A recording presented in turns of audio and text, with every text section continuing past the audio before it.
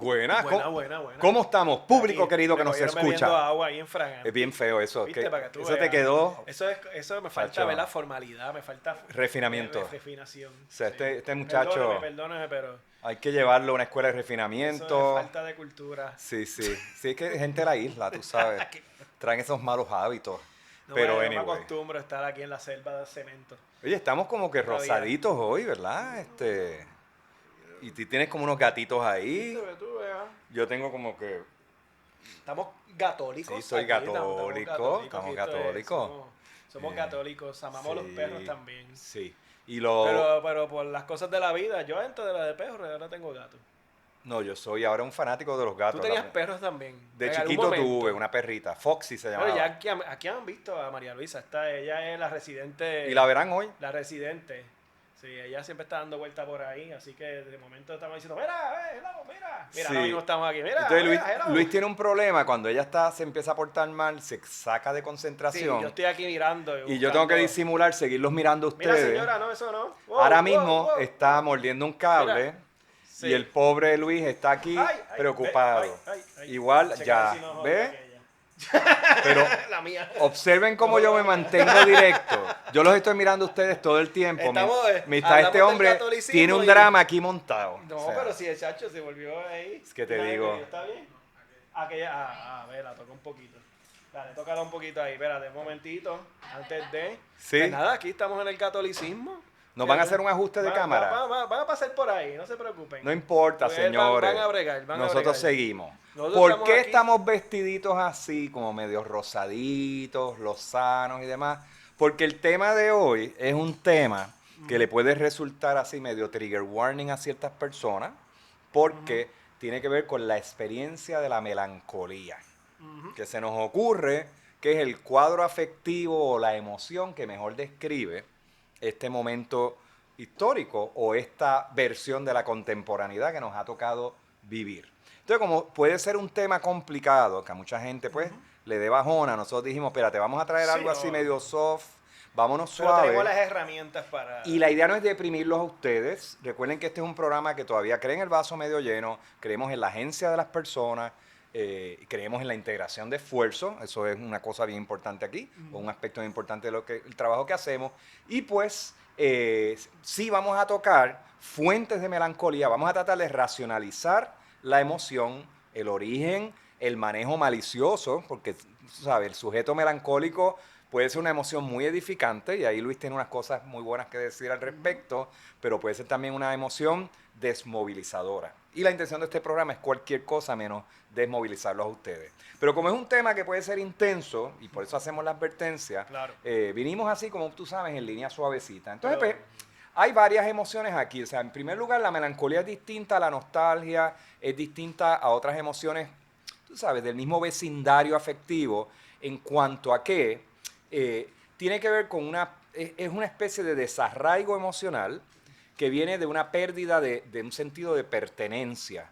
Y la pertenencia, recuerden que no es nada más que cómo tú te sientes hacia algo, es cómo tus lenguajes afectivos están alineados con los lenguajes afectivos de tu comunidad, de tu lugar, del sitio donde tú vives, de tu corillo, de tus amigos. Entonces, la subjetividad contemporánea que estamos viendo, y esto no es nuevo, no, hay literatura desde la modernidad en el siglo XIX que ya empieza a hablar de una condición melancólica, de un sentido de pérdida ante la imposibilidad de un lenguaje común de comunicación. Y de ahí que viene el desarraigo. Así que hay un elemento que tiene que ver con comunicación, con lenguaje de todo tipo, que es por donde empieza, digamos, esa ruptura que te lleva a un estado de desapego, ¿no? O de desarraigo. Y es de esa melancolía que queremos hablar. Entonces, en un mundo donde la salvación individual se convierte en la gran meta, que incluso es celebrada, y donde la resiliencia, algo de lo que vamos a estar hablando, melancolía no es resiliencia, melancolía no es una celebración de que yo voy a sobrevivir como sea, no, la melancolía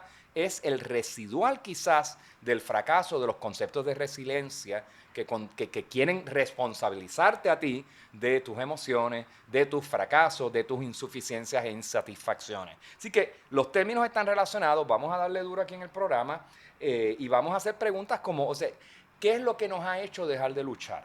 ¿No? Y no vamos a saltar aquí en la cosa clínica, eso es una depresión. No. O sea, hay veces que uno tiene que decidir se me han quitado las ganas de luchar.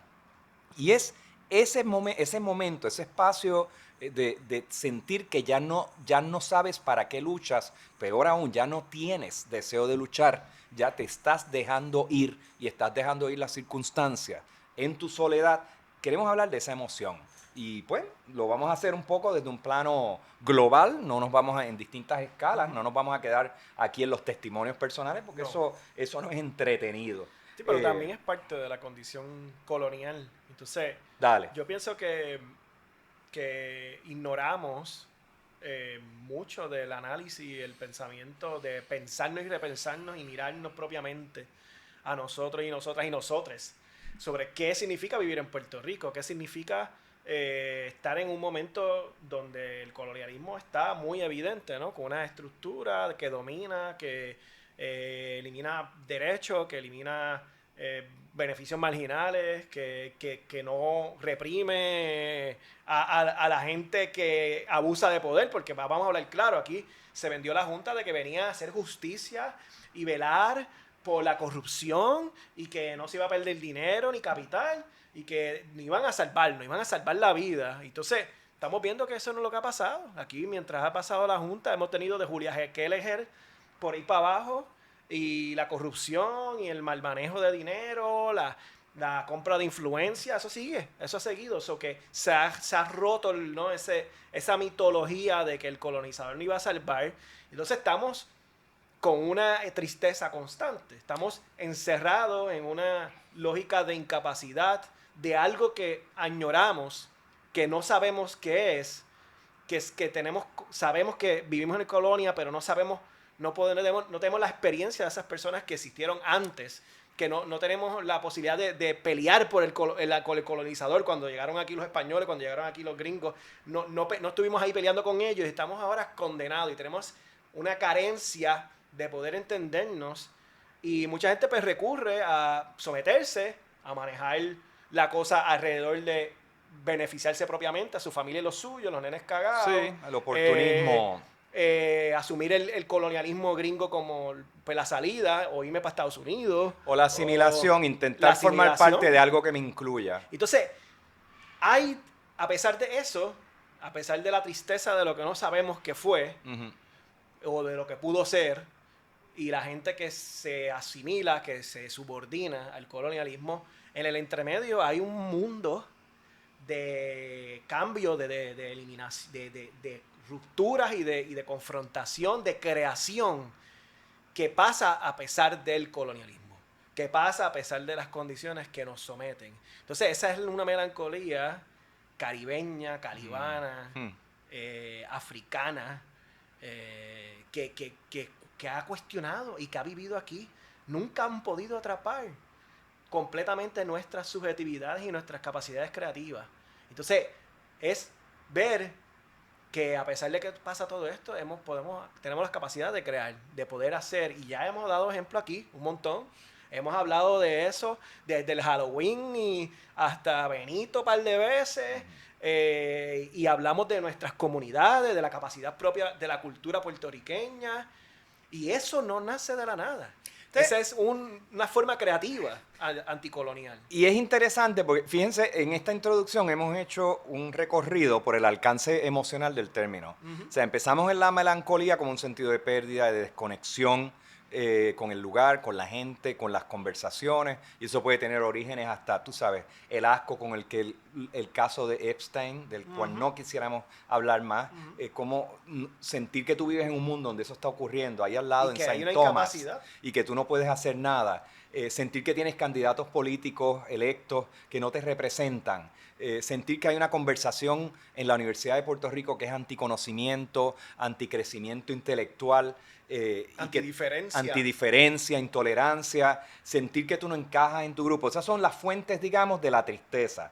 Pero fíjate cómo Luis, en su argumento y defensa de una melancolía colonial, que tiene un origen en un Caribe también que sobrevivió a pesar de eso, desde los grupos oprimidos, vamos a hablar claro, y después vamos a hablar de África también en esa discusión. Fíjense que la melancolía que propone Luis, no es distinta a la otra. La tristeza, el sentido de vacío, el desarraigo, la desconexión, la despersonalización, el pensar que estás viviendo en una película y no en la realidad, permanece. Pero por encima de eso, o concurrente a esa emoción de vacío, hay creatividad, hay celebración, hay mitigación de la tristeza. Entonces, es por ahí por donde queremos irnos en este programa. Racionalizar las fuentes, ¿verdad? Y las distintas escalas de lo melancólico en una condición contemporánea, si bien generalmente establecido, pero a la misma vez queremos que quede como residual del programa un elemento de esperanza y de agencia, donde esa melancolía no es necesariamente un sentimiento sobrecogedor que te inhibe de actuar, al contrario, es parte de un proyecto de agencia, es una especie de venganza dulce contra todo aquello que te quiere despojar de sentido y de sentirte que perteneces. Por ahí que va la cosa. Sí, sí.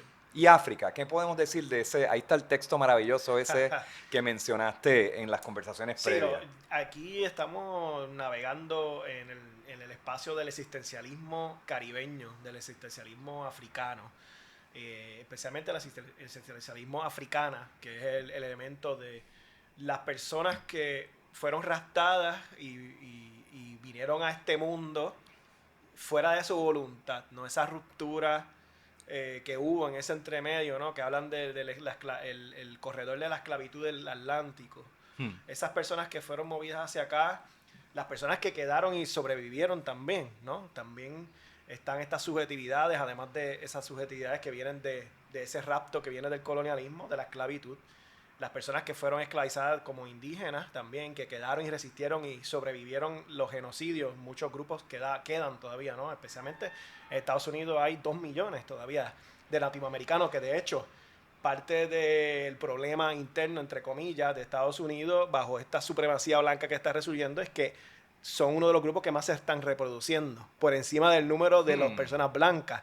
Y por encima de los números de los negros y de las personas latinas, ¿no? De los afroamericanos o sea, que todos los índices de estos grupos que en alguna vez eran incapaces de ser reconocidos como sujetos, incapaces de ser humanos por la condición colonial, ¿verdad? Estructural del ejemplo de Estados Unidos, son los que más se están reproduciendo. Entonces ese es el gran alarma que estamos viendo ahora. Pero estas personas, a pesar de que pasó esa historia de violencia colonial, de esa ruptura, de esa historia de ruptura, pérdida, que literalmente los separaron de la tierra, los separaron de sus espacios culturales, les hicieron y les ilegalizaron y les condenaron sus religiones, sus culturas, sus lenguajes, y ahora estas personas viven acá, hicieron, a pesar de una vida por encima de esa condición, ¿no? Que marcaba a ellos como propiedad, que marcaba a estas personas como infrahumanos,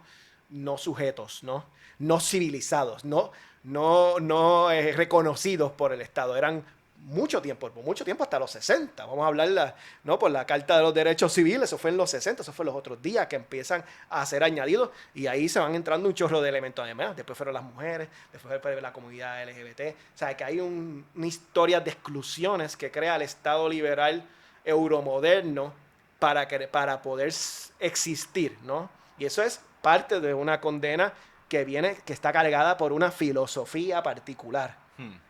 ¿Sabes? Y eso nos condena a nosotros. Por eso es que yo digo, hay que reflexionar a pesar de... Porque el mismo Estado liberal siempre va a crear diferencias, siempre va a crear exclusiones.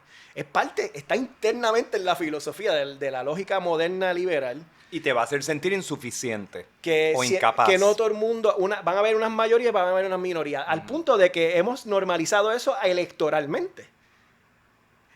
En la lógica de la ciudadanía. ¿Quiénes son ciudadanos y quiénes no son ciudadanos? Que eso es lo que está pasando ahora. O sea, que internamente, que son marcas y formas de exclusión que vienen desde la filosofía que se canalizan bajo la ley y la jurisprudencia y la policía y lo militar.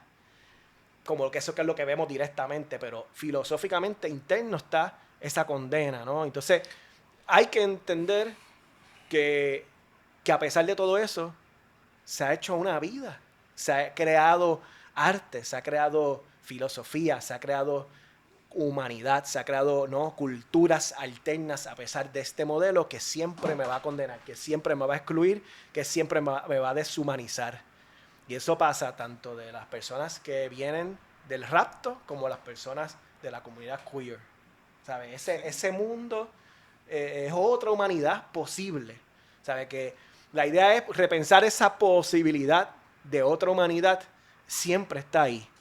El problema es que nos hemos distanciado de eso para pensarnos constantemente, tratar de participar en este estado liberal que te dice que puedes votar, puedes ir al tribunal, puedes ir manifiéstate, haz el piquete, ¿no? Y esa lucha constante, que la vemos como derechos, que la vemos como acciones políticas, también es una trampa interna del modelo liberal. Y yo estoy diciendo, y Natalie Etouke, que es la persona que propone el libro, ¿no? Estamos pensando con ella, que es Melancolía Africana. Después se los pongo el link tenemos una lista de poner. Pero vamos a hacerlo, no se preocupe, no se preocupe. Pero esa posibilidad de otra cosa siempre está ahí. Entonces ella nos invita a que miremos que a pesar de esa deshumanización, de esa condena a estar triste, a estar deprimido, que cierra este mundo que se creó, que es la euromodernidad, hay gente que lucha, confronta, crea por encima de eso, por encima de esa y muy importante en eso, Luis y yo hemos hablado de esto, pero para compartirlo con ustedes, es distinto a la resiliencia, ese gran valor que el neoliberalismo promueve, un aspecto fundamental, y creo que la aclaración es necesaria, porque algunos podrían pensar, eso es resiliencia. Ay, sí, siempre hemos sido resilientes. Pero la gran diferencia es que la resiliencia es un valor que se promueve de forma individualista. Mientras que romantiza la violencia y la vulnerabilidad. Mientras que esta sobrevivencia, a pesar de, se da desde la experiencia colectiva, los entramados de solidaridades, la cultura que se crea entre grupos y entre comunidades. Y eso a mí me toca, porque cuando mencionas que los grupos LGBTQ+, o sea, las personas de la comunidad, como se dice el eufemismo más reciente en Puerto Rico, compartimos con otros grupos oprimidos por razones de racialidad o racialización, compartimos una estrategia muy similar, que es, a pesar del sentido de pérdida, de la tristeza de que te hacen sentir minusválido, indefenso, de que no perteneces, es el gozo lo que nosotros decidimos adoptar como el signo importante de nuestra cultura. O sea, y ahí pues la palabra gay en inglés es importante. ¿No? Sí, porque, o sea, a pesar de esa, la mayor venganza contra la opresión heteropatriarcal, heteronormativa y la violencia racial étnico-racial, es te enfrento y te restrello en la cara mi alegría.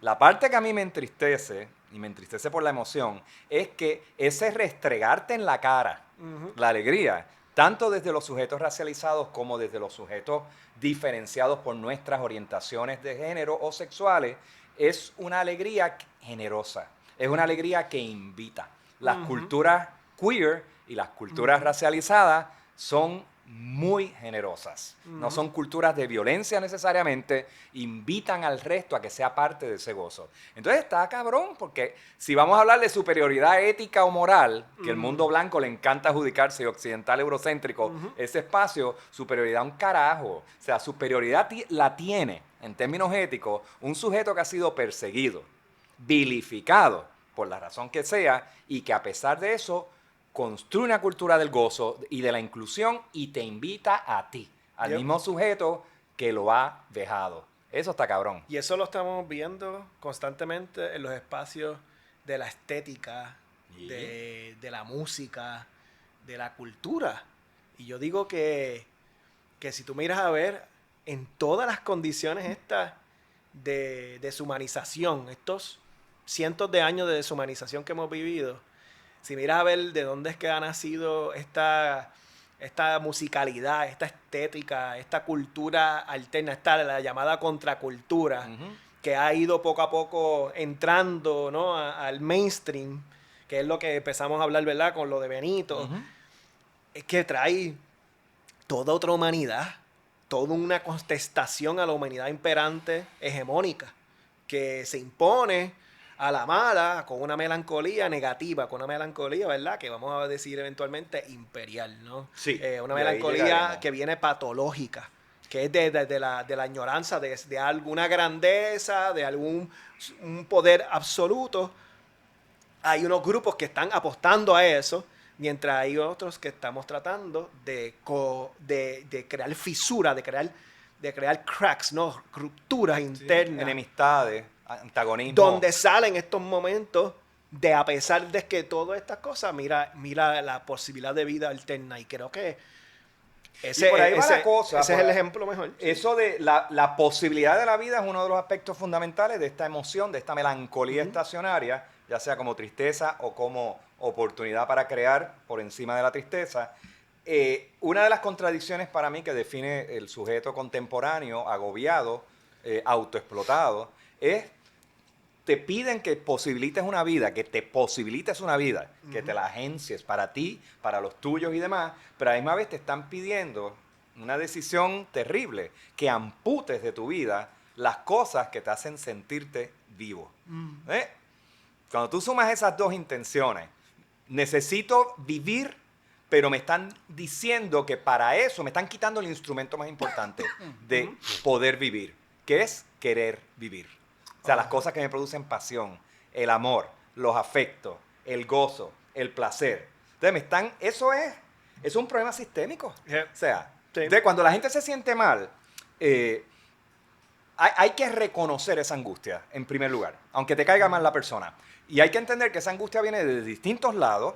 Hay que tener una gran paciencia y generosidad. Y cuando tú experimentas esa angustia en ti, esa melancolía, no le digamos a la persona y no te digas a ti mismo, ay, qué malo que estoy, soy un loser, soy débil. Sobre todo a los hombres, ¿verdad? Que nos embuten con una ideología de fortaleza y de estabilidad falsa. Sí. O sea, no te creas esa mierda. O sea, acepta la melancolía, entiéndela, que es de lo que queremos hablar en este programa, y ya vamos a introducir el título. Mira, este programa, sí, porque nos fuimos en el viajecito, y se va a poner más existencialista según avanza la tarde. El programa se llama Tristeza Encantada. 2 puntitos. Estampas de la melancolía contemporánea. Y ahí las personas de cierta edad y los más jovencitos que están rescatando la música del pasado saben que Tristeza Encantada es una línea importante de una famosa canción de Lalo Rodríguez, al que yo escuché en algún bailecito de esos de escuela superior de mi hermana, porque yo era más chiquito, en el Colegio San Antonio creo que fue, lo escuché en vivo. Lo voy a tener que escuchar, eso. Miguel, me estás educando aquí. No, y esa canción, cultura y todo, si mi memoria no me falla, creo que tiene un momento medio samba brasileiro, que aunque es sobre la pérdida del amor y reconstruirse a pesar de que, entonces, pero la música es alegre. Él está cantando de pérdida y hay un desfase emocional entre la tristeza que narran las palabras versus el ritmo que te eleva y te rescata. Eso define un poco lo que tú estás diciendo, Luis, sobre ese cuadro de crear a pesar de la pérdida, la ruptura, la incomunicación y, claro, de manera colectiva. A la gente se le olvida, pero la salsa era un evento colectivo. La salsa sí, podemos decir que era un producto comercial de Nueva York, pero se bailaba en comunidad, se celebraba, eran unas orquestas, unos big bands enormes, esos músicos relajaban entre ellos, tú veías el gozo de ellos ganarse la vida allí, tú sabes, entreteniendo a la gente, cuando la audiencia estaba contenta y seguían el ritmo, ¿sabes? Y eso pues tiene un origen, y volvemos ahí a África. Sí. O sea, sí, el batey, el espacio del encuentro con el otro, de hablar, de descifrar la vida, de conocer al otro, y bailar, ¿no? También. Ese lugar de disfrute. Interesante porque también el bolero también era, ¿no? Esas grandes danzas, ¿no? Donde todo el mundo, pues, conseguía a sus parejas o hacía amistades con otras personas, ibas con tus amigos a ese lugar. Eso lo vemos en las películas. Yo fíjate, interesante porque también en el reggaetón, en los Espuma Party, se reprodujo eso también. Bien interesante. Espérate. Sí, hay esta cosa que se llama... Había Espuma Party de reggaetón. Espuma Party, claro que sí, chacho. Heterosexuales. De ahí que yo lo conozco, sí. Diablo, yo conozco los Espuma Party de los mundos más, pues viste, más experimentales gay y no voy a decir dónde. Quizás Interesante. Ustedes propusieron esa idea. No me extraña y pasó y los DJ lo trajeron al reggaetón. Bueno, claro que yo estoy clarísimo Ay, bien, me confesé aquí. que detrás de la espuma pues mucha gente hace cosas. No, yo no voy a decir nada. Yo ahora me voy a permanecer en silencio, me voy a reprimir. Pero sí, yo tuve fiesta, y eso mucho, y me da gracia porque en el episodio pasado de Benito, de la cuestión de la cultura, alguien lo puso como que yo me recuerdo de los espuma party que hacíamos en la escuela, gracias al reggaetón. Hicimos mucho dinero. Que las escuelas hacían espuma party. Claro que sí, papá. Las escuelas públicas. Diablo. Sí, había producción. Todo producción está bien así. Sí. Tú eres el único aquí perdido, Miguel Diablo. Esta es la realization. Realization, Miguel. Pero yo me imagino que los colegios privados religiosos no había espuma party, ¿no? Yo no sé, puede ser. Esas monjas estarían desesperadas bueno, chequeando qué allá estaba producción pasando allá dijo abajo. que en las menonitas no. Allá sí que eso era medio casto. Que era bailadera Ay, del virgen. diablo. Que bailadera del diablo. ¿Viste? Bueno, pues eso es lo vamos bueno de las escuelas públicas. Vamos a movernos del espuma party. Nos vamos a mover ahora al primer de los 4 escenarios o estampas de la melancolía que vamos a discutir. La primera, que es una de las más recientes quizás, pero pues de la que se ha quedado con nosotros. Vamos a hablar de la escala planetaria. Y eso es un poco vinculado, sí, con el cambio climático, con la amenaza sobre los recursos naturales, la sobrevivencia de nosotros en el planeta y de las multiespecies en él. Yo digo que es una de las fuentes más potentes de melancolía ahora mismo, a la que igual nos hemos acostumbrado, desafortunadamente, porque la estrategia principal, incluso de grupos que son activistas del ambiente, lamentablemente vino mucho por la línea de individualizar la culpa. Y eso es como un pecado mortal de seguir la onda neoliberal o el cuadro afectivo del neoliberalismo, que cuando algo está bien jodido, la culpa es tuya. Sí, ay, no reciclaste. Ay, no hiciste esto. Entonces ya no dejaste de usar los sorbetos. Ahora las cosas en tu casa. O te compraste un carro que gasta mucha gasolina. El sorbeto por la nariz a la tortuga. Imagínate. Entonces, tú estás oyendo esto todo el tiempo y es desmovilizador al final. Sí, es desmovilizador. Entonces, es claro, desmovilizador porque le están echando la culpa a la gente. Eres tú que sigues comprando carne, que son las vacas que tiran peos y abren los boquetes al ozono. No es Taylor Swift viajando de arriba para abajo con su jet. No, eres tú culpable. Comprando bistec. Que compra bistec y que no deja. No, y después peor, porque la soja también crea problemas, porque las más grandes fincas de la soja destruyen bosques para sembrar soja.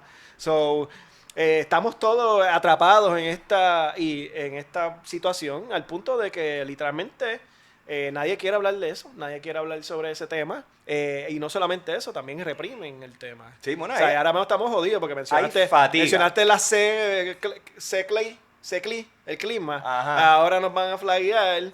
Sí. Y dependiendo lo que vaya, ya el episodio sí está flagueado y ya tenemos 2 episodios. Nos ha pasado que cuando traemos este tipo de conversación, sí, aunque lo mencionemos una vez, ya el mismo YouTube lo subordina para suprimir estas conversaciones. Porque literalmente no quieren que hablemos sobre ello, no quieren que informemos sobre el tema, pero también quieren que nos quedemos atrapados en esta tristeza, depresión sobre ese planeta que no vamos a poder tener y el planeta que tuvo otras personas. Bueno, para que sigas consumiendo. O sea, la gran falacia de estas discusiones es que se pretende crear la ilusión de que el capitalismo va a autorreparar esta agresión, esta violencia contra los recursos. Hay alguien cogió y dijo que eso ya mismo vienen a salvarnos, esas máquinas vienen a salvarnos. Sí, bueno, eso lo estoy oyendo yo desde el otro tema de ahorita, sí. Mira, la primera gran estupidez que yo escuché, año 2006, yo era recién nombrado decano, voy a una conferencia de esta, a unos seminarios de entrenamiento para nuevos decanos,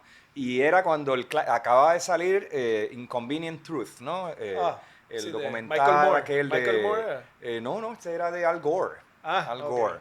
Eso salió en el 2005, creo, y esta conferencia fue en el 2006. Entonces, el mensaje a los arquitectos o que estamos involucrados con la academia era que los arquitectos controlamos el qué sé yo qué % de los edificios que se construyen. Esa huella determina el qué sé yo qué % del cambio climático. Vamos a tener negocios ahora porque nosotros vamos a contribuir a salvar el mundo. Oh my God. Una cosa así, y yo ya... El sello de Superman. O sea, pero mira, a mí no me daban ni tiempo a digerir los datos del documental. O sea, ya me estaban diciendo cuál era la emoción y la actitud que yo tenía que asumir. Entonces yo, que soy medio de oparado de toda la vida, eso es parte de la condición caribeña, o sea, ya a mí me empezó a apestar la pendeja Sí, desde ese porque momento. le echó los 20 a ustedes. No, entonces de vuelta a Puerto Rico, ¿qué estaban haciendo las otras universidades? Las otras de mucha gente. Ay, que sí, que casas solares. Casas solares que son autosuficientes, que puedes construirla en el medio del carajo y que no le hacen daño al planeta. Entonces seguían vendiendo con las casas solares estas y los decatlón esos que llamaban de que la casa solar tenía que desempeñarse en 20,000 cosas. Seguían vendiendo la estupidez suburbana de que tú, y hay gente de izquierda, gente de los de que se van allá a las fincas aislados, que se van a salvar porque ellos cultivan su propia yuca y lechuga. Señores, ese tipo de solución individualizada, aparte de la macharranería de ser el dueño de la finca y la mujer, que sigue perpetuando un mismo problema. Perdóneme, gente, no es que nos estamos metiendo con ustedes. Un circuito. Es que tienen que abrir los ojos, o sea, es el error clásico. O sea, te quedas con la melancolía de que el planeta está jodido y te están recetando una solución individual que no va a resolver nada, va a seguir jodido. Te están diciendo que no tienes futuro y entonces la alternativa a esto, que sería colectivizar la responsabilidad de alguna forma, no, esa conversación no la queremos tener. Y te venden el concepto erróneo de que la tecnología te va a salvar. La tecnología nos va a resolver esto. Y habrá ingenieros por ahí todavía haciendo research y cosas para tratar de resolver el problema cuando sabe uno que la ingeniería puede ser parte de la solución, pero tiene que reconocer que ha sido una parte fundamental del problema. Y en Puerto Rico, bendito. Chacho, dile eso a los ingenieros. Que eso está... No, y ahora más, como ya hemos mencionado aquí, que cada vez más los programas se desvinculan de las humanidades y de la ciencia y de las ciencias sociales. O sea, ahora los ingenieros cada vez son formados menos con esa sensibilidad del espacio en el cual van a trabajar y de discusiones y cosas que no van a recibir en una educación meramente numérica, estadística, estructural, de mapeo, de miradas de espacios deshumanizadas completamente. Entonces... un tipo nos llamó que nosotros venimos de ciencias blandas. sí, somos blanditos. Sí. Porque las ciencias duras son las que de verdad salvan, dan información Son legítima. la gente que pintan las casas gris y blanco, que le encantan las casas mall. Yo las veo por ahí, que cogen y le quitan las ventanas de madera, le quitan los arcos y las convierten en cuadraditas así. Sí, bien arquitectito. Que tienen carácter. Bien arquitectito. Yo me meto con ellos todo el tiempo. Saca para afuera. O sea, pues que coño, son 3 generaciones de arquitectos que se quedaron en el movimiento moderno en todas sus versiones. Y, o sea, y es como todo, si... y la casa adentro el toda fin de la blanca, toda historia. blanca dentro de la casa. Sí, todo. Uy. Esta es bastante blanca, que conste. Déjame no hablar, que yo... entonces me empiezo a autocriticar no, aquí en el aire. que yo veo colores. Sí, hay color en mi corazón. Entonces, pues mira, hay la melancolía que deriva del asunto planetario viene hasta de la negación. O sea, tú puedes negar el problema. Y señores, en el plano existencial cotidiano, usted sabe que cuando tú tienes un problema encima de ti, tú te podrás hacer el que no está ahí, pero sabes que eso regresa. Esa noche no vas a poder dormir, al otro día vas a estar pensando. O sea, los problemas, o aprendes a coexistir con ellos desde la gestión, pero no los puedes negar. O sea, negar el problema, el residual de esa negación es melancolía. Nos van a caer encima. Vamos a seguir viendo el planeta. Pues, al final del día, esta es la cuestión. No creo que la gente tenga claro eso, porque nos venden de que somos los posibles gestores o la posibilidad de cambio que queda en nosotros y nosotras poder parar esto. Pero el planeta va a seguir. El planeta le quedan como 8,000 millones de años hasta que el sol explote. El planeta va a seguir. Lo que no vamos a seguir vamos a ser nosotros y nosotras aquí. Y creo que hay que tener claro, ¿no? Y quizás muchas personas que de hecho esa es parte de la situación, muchas de las personas que están en el poder ahora mismo, que están haciendo riqueza, están haciendo una riqueza que ni le va a ser útil para sus hijos e hijas, porque no van a tener un planeta realmente parecido al que ellos van a tener, que tuvieron, perdón, y posiblemente ni la humanidad va a necesitar todo ese oro o sea, imagínate qué tonto va a ser todos esos bancos llenos de oro y el planeta básicamente diciéndote, bueno, te tengo que cocinar porque pues rompiste esta capa que te protege de mis rayos del sol y pues te vas a cocinar, lo siento por ti, hasta que 2,000 años o algo así se puede reparar poco a poco y pues tú no vas a estar porque todo se cocinaron.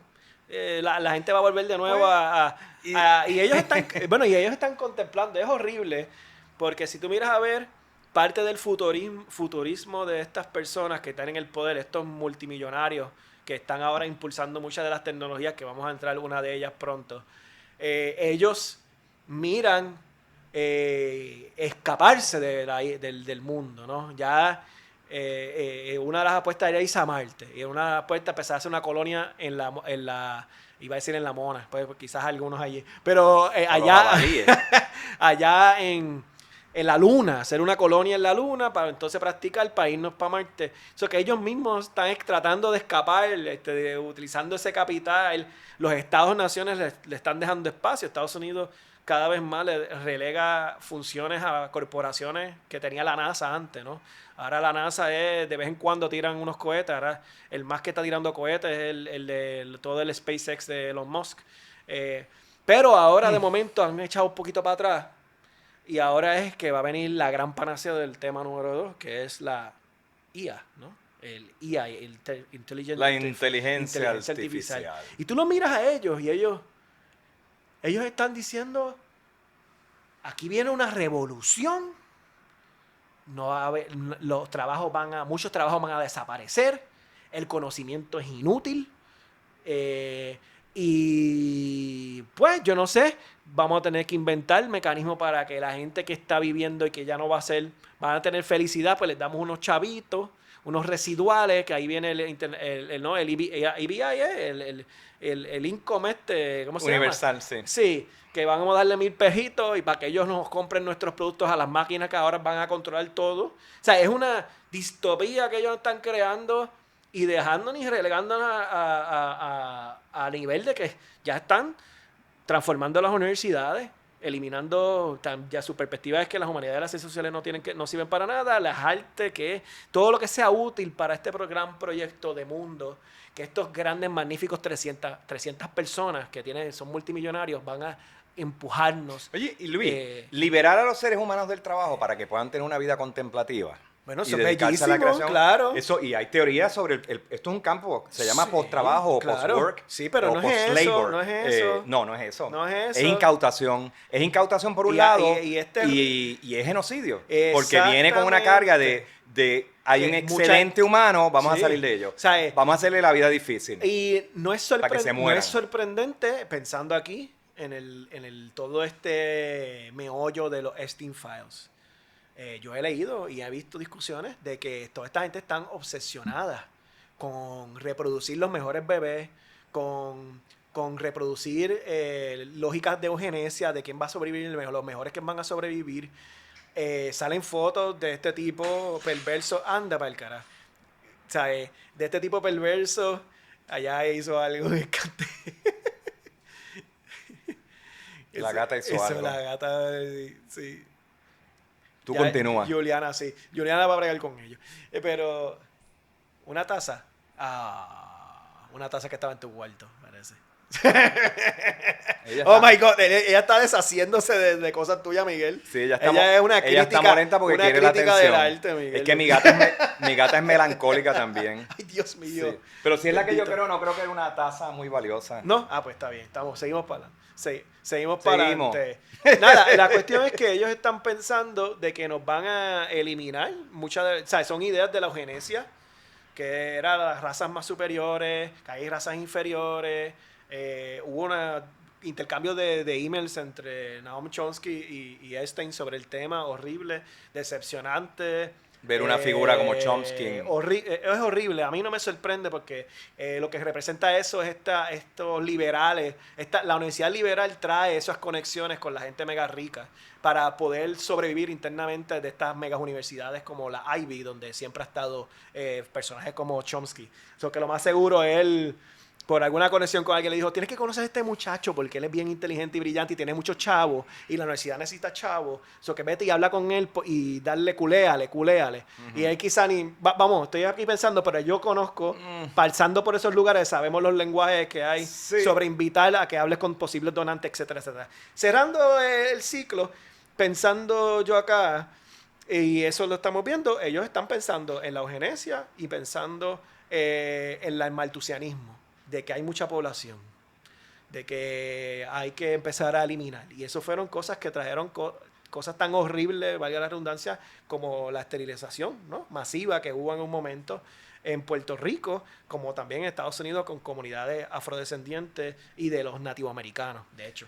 Pero volvamos al AI. O sea, hay conexión entre todas estas cosas. O sea, el AI, aunque parezca muy esotérico e inmaterial, fíjense que tiene consecuencias materiales. Sí. Cuerpos que se quedan sin capacidad productiva.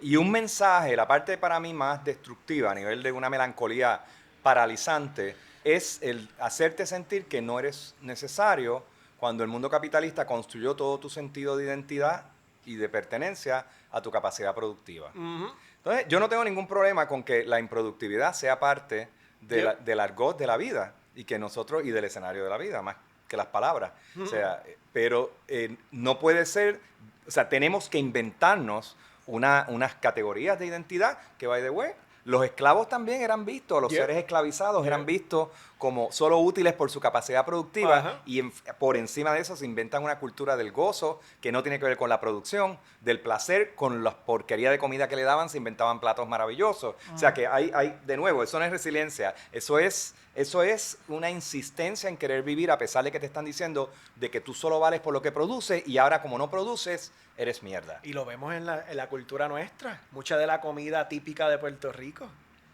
Que toda esta cuestión de la morcilla, la gandinga, Lo que nadie quería el comer. guajito, tú sabes, todo eso, ¿no? Que era básicamente la cultura de cocinar aquello que era despreciable para el colonizador, el sobrante, las tripas y las vísceras que le sobraban del animal que comían solamente el hacendado y como antes el esclavista y después el hacendado, y cómo hicimos una cultura de comida de resistencia que la tenemos propiamente en nuestra cultura, ¿no?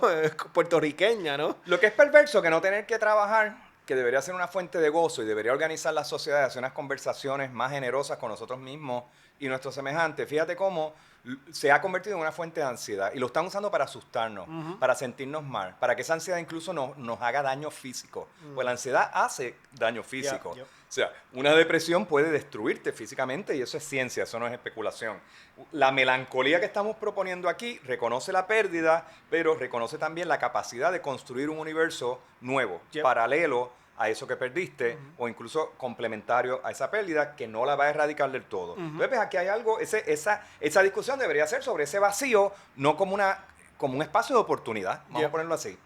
Entonces, uno de los problemas que yo tengo con el AI a nivel filosófico, Luis, y aquí podrás entrar tú, que eres el experto en el campo, bueno, es... todos somos posibles. Y esto es too close for comfort, en mi caso, porque yo tuve experiencia, no voy a entrar en detalles, con el pensamiento ingenieril en mi vida personal. Y una de las cosas que critico de la visión ingenieril con la cual se estaban educando ingenieros ya desde los años 90, sobre todo en las áreas de las ciencias de computadora, y computer science también, no ingenieros, pero matemáticos orientados a todos estos temas de producción de conocimiento desde la digitalización, los algoritmos y demás. Esta gente centraba en el concepto que para ellos era muy objetivo, no era tema de debate, que la realidad solo es construible desde la observación de patrones, que solo el patrón produce realidad. Entonces yo, que no vengo de la ingeniería ni de la matemática, vengo de otro campo, una ciencia blanda, ¿verdad? La arquitectura, yo digo que, pana, no. O sea, entre el patrón que observa lo material, lo que es articulable de alguna forma, existen vacíos, micro vacíos entre las cosas. Y hay un universo de creación y de posibilidades infinito, me atrevo a decir, en ese entremedio, entre las cosas que no puedes ver, que no puedes articular, que no puedes describir materialmente. Y eso es el vacío. Entonces, el vacío entre las cosas no entra en el patrón muchas veces. Alguien de Computer Science me puede decir, eso no es cierto, si se estudian patrones, yo puedo diagramarte dónde está el vacío. O sea, calcularlo. Ellos siempre van a alegar que la matemática lo contiene todo. Sí. Y esa es la tragedia del mundo contemporáneo. Sí. Que le hemos dado decisiones filosóficas, éticas, políticas y materiales a gente que no entienden la inmaterialidad ni como un asunto matemático, peor aún, ni como un asunto filosófico. Y pues, lo que queda, o sea, si tú dejas que el mundo y tu concepción del mundo sea definida por las ingenierías de los que identifican patrones o las personas que reconocen patrones. Y ahí Bueno, Chomsky es patrones. importante desde su línea teórica. Sí. Pero si tú dejas el mundo en manos de esas personas, tú realmente vas a ser un ser angustiado.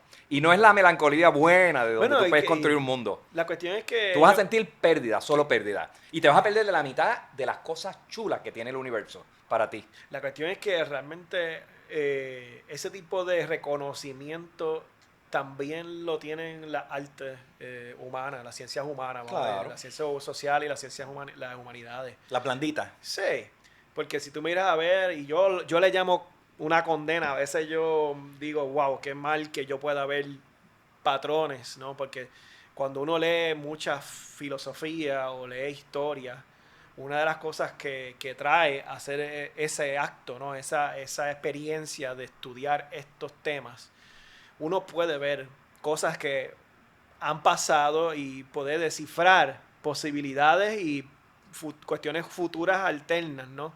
Entonces no es ilógico que, bueno, aquí en Puerto Rico yo digo, hace falta mucho más gente de filosofía hablando en los medios Claro. y de dialogando, porque eso es normal en otros países, en España, Argentina, México, siempre ha tenido figuras públicas y figuras, ¿no? Intelectuales públicos y orgánicos, como diría, ¿no? A nivel gramsciano, que hablan sobre lo que conocen para poder dar una mirada alterna o dar herramientas o dar, como hacemos aquí, que estamos dando herramientas, damos libros, damos miradas alternas a lo que escapa, que esa es la lógica, ¿no? De la cuneta, lo que tiraron ahí, que escapó, y ahora pensamos que esto puede ser una herramienta posible para poder crear otra humanidad, que es lo que es la calibana. Y ustedes pueden ver nuestros episodios, que tenemos 2 que hablan de ese tema.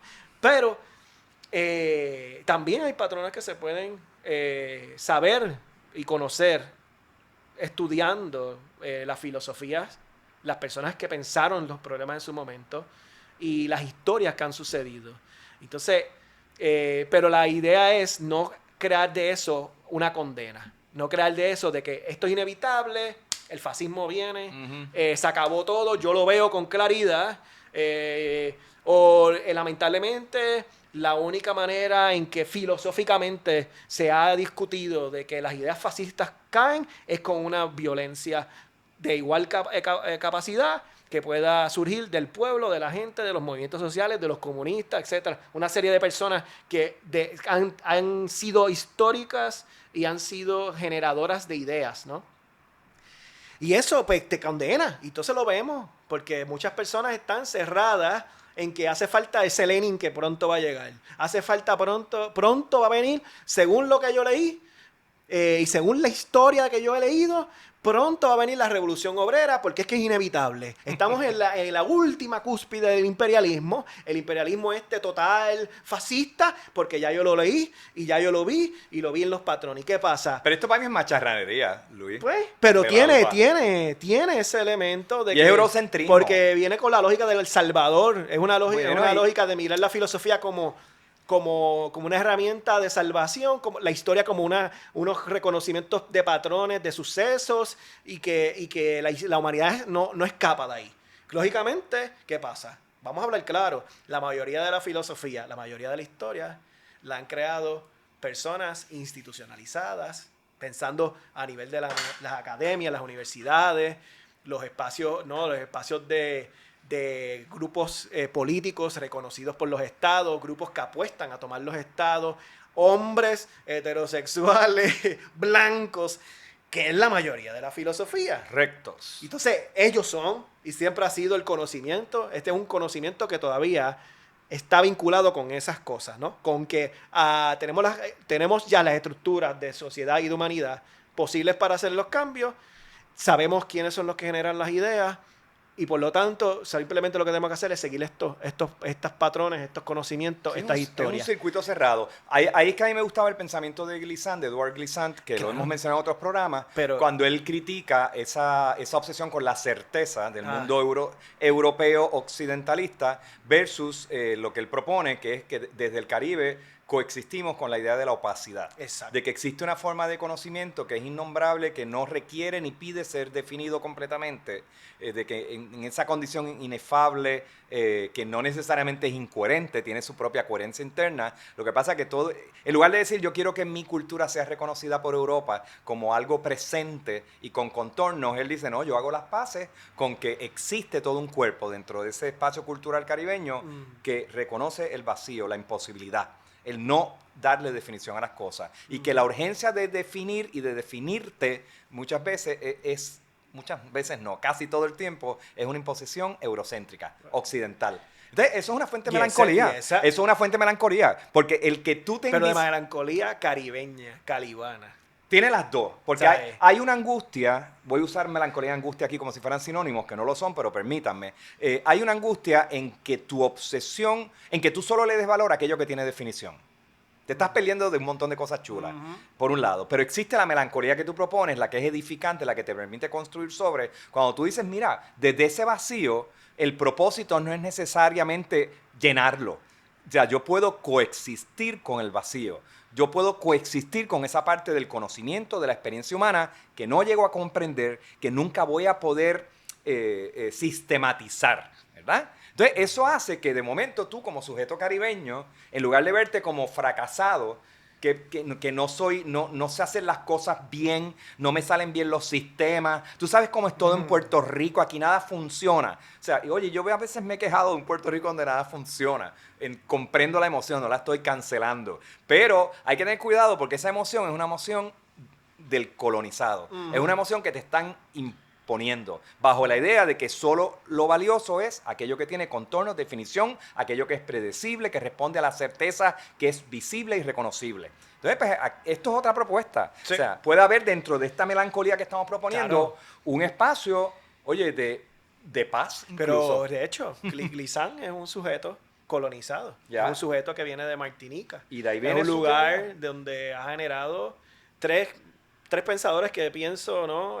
Valga la redundancia, que son cruciales, ¿no? Que es Glissant, MSC y Frantz Fanon. ¿Sabe? Un lugar que ha generado grandes elaboraciones filosóficas desde el punto de vista de esta melancolía africana que habla Nathalie Guetouc. Y Luis, muchas veces estudiando el contorno de sus paisajes, sí. O sea, las insuficiencias de sus islas, o sea, y la belleza también. Por eso que hay una invitación, y esos libros se los vamos a poner, y sé que muchas personas que nos siguen han leído a M.C. Serres y a Frantz Fanon y a Edouard Glissant, que se los mencionamos, pero los vamos a poner ahí porque... Que deberían enseñarlos aquí, ya digo, desde niveles de escuela superior. Y hay gente que los enseña.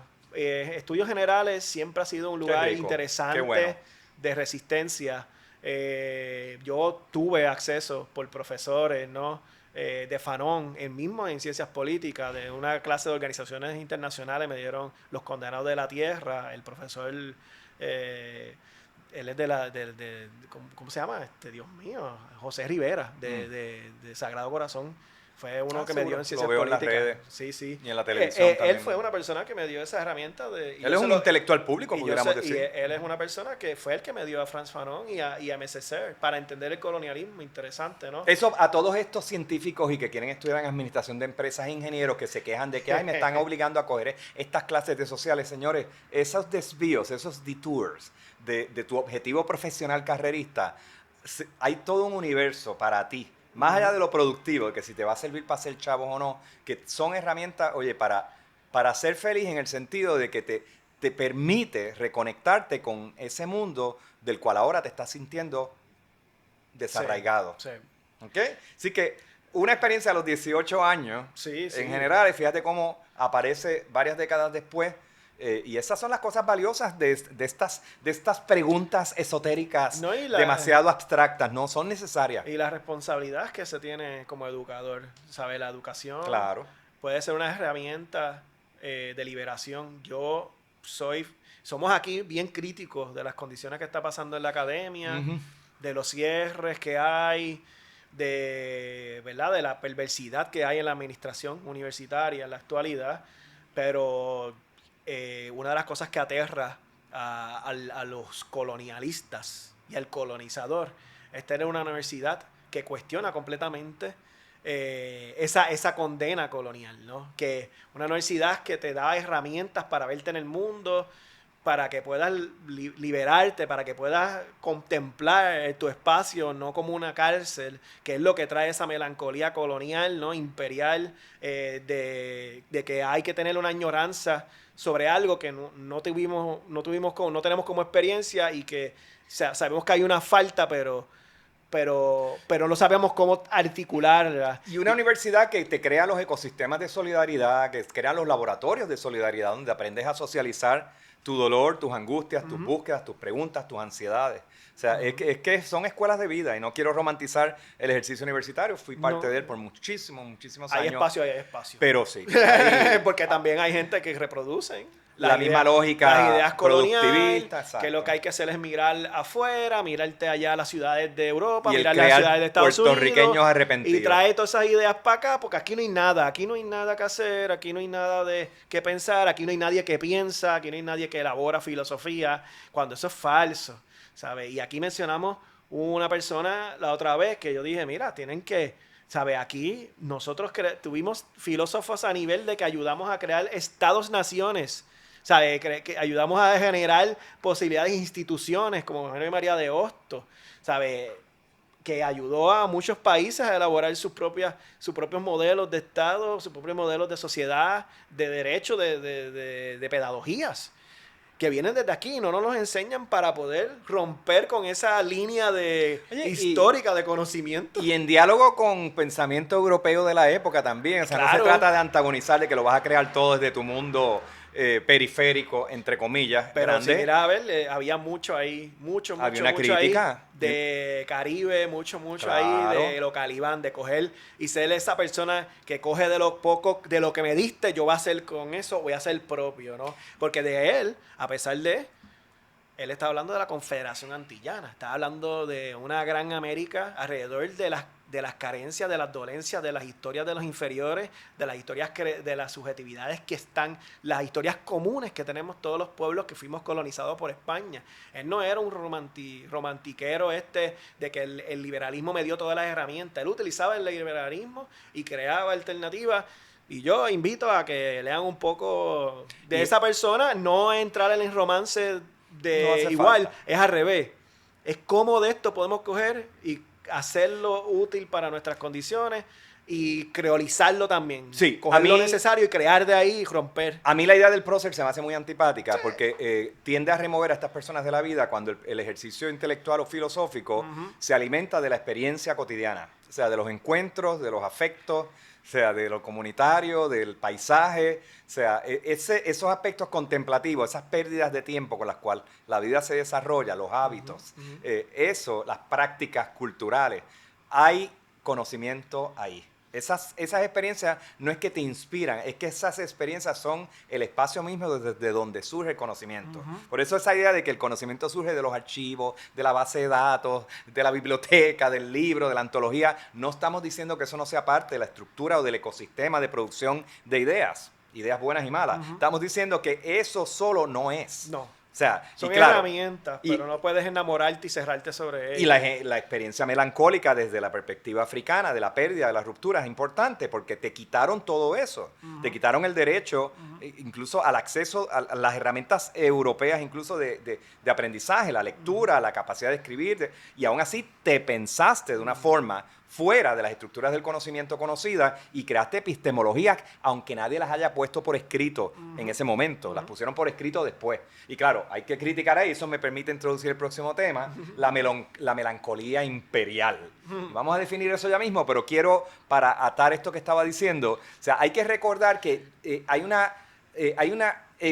Europa y el mundo occidental no solo saquea recursos materiales y explotación a través de los cuerpos y el extractivismo eurocéntrico y occidentalista es un extractivismo también de ideas, es cognitivo. O sea, hay elementos del robo histórico, vamos a decirlo así, que a la vez que te dice tú eres un ciudadano inferiorizado, te ningunea tu cultura. Tú fuiste esto, tú fuiste pobre, tú fuiste esclavizado, tú fuiste demás, y te mira como curiosidad folclórica en un buen día y en un mal día como sujeto inferiorizado. A la vez que hacen eso, extraen y roban conceptos, ideas, sin necesariamente dar crédito. Y eso sigue pasando hasta el día de hoy. ¿Okay? Y muchas veces la academia es responsable de esos robos monumentales. Entonces, a mí no me encanta el concepto de la propiedad privada cuando hablamos de ideas de conocimiento, particularmente en el ámbito cultural. A mí el tema de la apropiación cultural no es el tema de hoy, pero tengo mis reservas a ese concepto. Se me hace que viene de un fetiche de la propiedad privada anglosajón que se nos impone a nosotros. Pero hay que reconocer que en esta relación de explotador a explotados ha habido robos y que al final, o sea, entonces es cómico cuando después te dicen, ay, esta cultura es maravillosa porque tiene todo esto y qué sé yo ni qué. Entonces, fíjate qué cómico. Por un lado te niegan unos pensadores importantes en la educación básica que tenemos en Puerto Rico, que vienen del Caribe, pero por otro lado, el mundo extractivo europeo sigue aprendiendo, sigue explotando a esa gente y lo sigue cultivando, incluso le dan la bienvenida en su propio panteón de próceres. Entonces, ahí hay un doble ejercicio tan y tan hipócrita. O sea, ellos saben que es valioso, pero te están diciendo a ti, no es valioso. Tú no eres valioso y la cultura que salió de tu mundo no es valiosa. Es más, está el que te dice, no, estos tres individuos, estos tres filósofos, es que se educaron en Europa. Ajá. Es que tuvieron acceso a bibliotecas famosas. Sí. Y te los ponen como sujetos que fueron, o sea, que les pasaron el cepillo, ¿verdad? Europeo y los emblanquecieron. Hay que dar gracias. Mira, coño. Bad Bunny tiene que dar gracias a que nos colonizó España y puede usar el español para cantar. Así estaban algunos. Así tuvieron algunos. Tenemos que darle gracias a España. Y rápido vinieron los españolistas, estos hispanófilos de la gran Hispania, los iberoamericanistas, que vienen a reducir toda la grandeza de Latinoamérica, todo lo que pasa en el Caribe. Es porque gracias que ellos nos colonizaron. Y fueron tan buenos con nosotros que podemos nosotros aquí tener esta figuras que sobresalen y que dominan los espacios anglos. ¿Sabe? Mira la grandeza de esa España, que cuando miras a ver, parece que se les olvida que aquí en Puerto Rico las universidades no existían. Las universidades se las hicieron allí a República Dominicana, a México, a otro lado, pero en Puerto Rico aquí la educación era elitista, cerrada para las familias élite, no era para todo el mundo. No era por eso. Y lamentablemente, si hubo algo que trajeron los gringos aquí, para la propia desdicha de los propios gringos, fue la nueva educación a nivel popular y las universidades. Y eso ha sido una herramienta que hemos cogido nosotras y nosotras aquí y hemos creolizado y creado propiamente nuestra. Hemos hecho de esa universidad una universidad que resista el colonialismo. En un buen día y dependiendo de la facultad. Porque yo no puedo decir eso. Claro. O sea, mi relación con la facultad de arquitectura como estudiante que fui de ella es distinta. Eso era una fábrica de eurocentrismo. Y yo tuve mi dilema también. Yo tampoco tengo romance con ciencias políticas. Allí la mayoría de ellos van a estudiar derecho, a ser abogados y para reproducir el entramado legal jurídico que permea en toda la sociedad y que nos condena a que estemos atrapados aquí. O sea, yo veía que la mayoría alzaba la mano cuando un profesor preguntaba quiénes van a ir para derecho, el 85% iban para derecho, ¿sabes?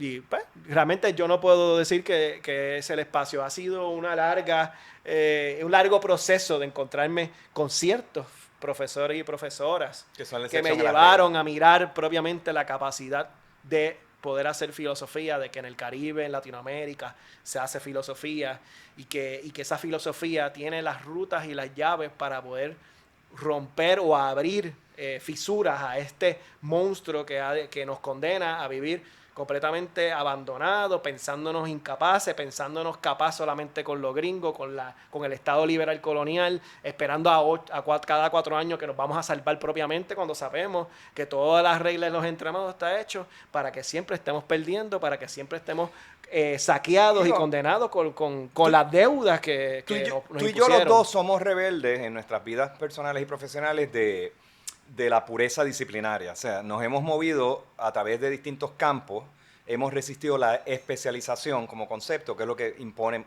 muchas de la universidad moderna, incluso a nivel de doctorado es horrible. O sea, yo he llegado a ver candidatos y sujetos doctorados que son tan especialistas que son brutos. Son desarmados. No tienen alma, no tienen... Sí, son desarmados, es cierto, y que no tienen, o sea, no tienen lenguaje para conectarse con las cosas. Entonces yo he resistido esa tentación o esa imposición, he pagado caro también por eso. No soy una figura digerible para muchas personas que vienen de esos mundos, que se creen esas dinámicas. También. Pero soy feliz, que eso es importante. Pero vamos a volver a la melancolía imperial. La melancolía imperial la estamos observando o la vamos a definir no como una fuente de dolor o de angustia, la estamos viendo como los viejos imperios, algo que uno pensaba que uno no iba a ver más, que eso se quedó en el siglo XIX o quizás hasta la mitad del siglo XX, pero que estemos viendo ahora las nostalgias por los viejos imperios, por la vieja dominación, por la relación avasallante que se tenía con las minorías, con los otros. O sea, que tú tengas a un Marco Rubio, por ejemplo, hablando mierda por esa boca, ese cubanazo de mierda, pendejo. en Europa, como si él fuera blanco, extrañando esa relación de imposición con este mensaje también de que es que Europa fue la que construyó un mundo y por qué tenemos que pedir perdón por esa gran construcción intelectual. O sea, es la cosa esta anti-woke que cuestiona esas hegemonías y esos entendidos también y esas que son estúpidos realmente, eso es ignorante. O sea, en el fondo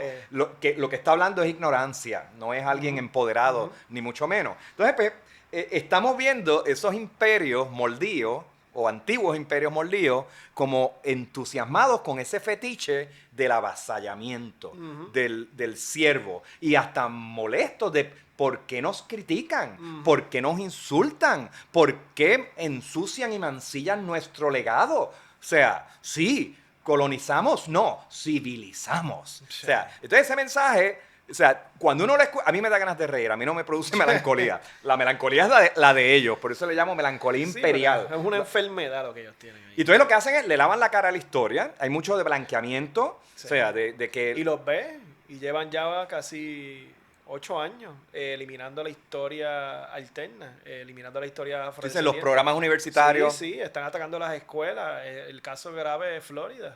¿Sabes? Votaron libros, y yo creo que lo mencioné aquí, libros de Roberto Clemente, porque eso es alguna propaganda para estas comunidades que viven aquí de pasada. Papá, mamá, si te fuiste a Florida buscando una mejor vida, vas a tener que involucrarte con la experiencia educativa de tu hijo, porque es posible que tu hijo, tu hija o tu hija lo que están es educando es un idiota subnormal en el sentido de que está fuera de las preguntas contemporáneas. De la capacidad de poder Yo no estoy hablando de la normalidad esa del sujeto colonizado. Yo estoy hablando de que es un subestándar en relación al momento histórico que estamos viendo. Horrible. Y si yo fuera papá, señores, yo quiero que mi hijo, mi hija y mi hija tenga acceso a las grandes preguntas. Yo no quiero que le limiten el ejercicio educativo. Y yo no quiero que... Sí, yo voy a persuadir a ese hijo, pero yo no quiero que lo eduque yo. Yo no quiero que ese hijo se quede nada más con mi visión de mundo. Que eso es el homeschooling, ese jau. Que también es un problema. Es la reacción interna de cierre. Sí. ¿Sabes? Voy a decir que hay una mala educación en el sistema público o hasta incluso hasta privado. Porque sí, conozco gente que legítimamente lo están haciendo. Sí. También. Pero que hay gente que ha creado su propio núcleo, pues se han convertido maestros y maestras de sus propios hijos e hijas para poder contrarrestar eso, pero a la misma vez eso cierra socialización, conocer a otra persona, el manejo de tener amistad, de hablar con otra persona, o sea, que rompe con las lógicas de formación humana propiamente. Bueno, y están en desventaja. Sí. O sea, un muchacho criado en Puerto Rico va a tener más acceso, yo creo, a fuentes de información que un muchacho educado en un sistema. O sea, lo de Florida es un problema. Se lo he dicho a mi familia. Si tú quieres que tu hijo y tu hija sean un morón, inadaptado, go ahead. Es difícil. O sea, y estamos pero hablando, está fuerte. Estamos hablando de 1.1 millón. Sí. Ahora mismo la mayoría de la población puertorriqueña en la diáspora estadounidense vive en Florida, no es en New York. Es 1.1 millón de personas puertorriqueñas. Muchas de esas personas, algunos de ellos y ellas van a quedarse allá, otros quizás van a volver. Entonces, ¿qué vamos a hacer también? Porque cómo vamos a educar y verificar qué educación estas personas tienen. Yo como padre estaría alarmado. Porque habría que mitigar. Yo tengo familia, yo tengo sobrinos allá. Pues, y a mí me preocupa. Es doloroso. Yo compro herramientas y se las envío. O sea, literalmente le compro libros, textos. Los titís y los tíos vamos a tener que hacer el trabajo. Y eso es una forma de resistencia a eso. Y nada, al final del día, como quiera, yo pienso que a pesar de toda esta violencia, ¿no? De esta melancolía patológica imperial, ¿no? Esta idea de que ahora hay que eliminar todos los derechos, de eliminar la diferencia, de eliminar la posibilidad de que personas racializadas tengan acceso a la misma educación que las personas que ellos pretenden que sean superiores, ¿verdad? Porque están retomando todas las ideas de la eugenesia y canalizándolas en políticas públicas.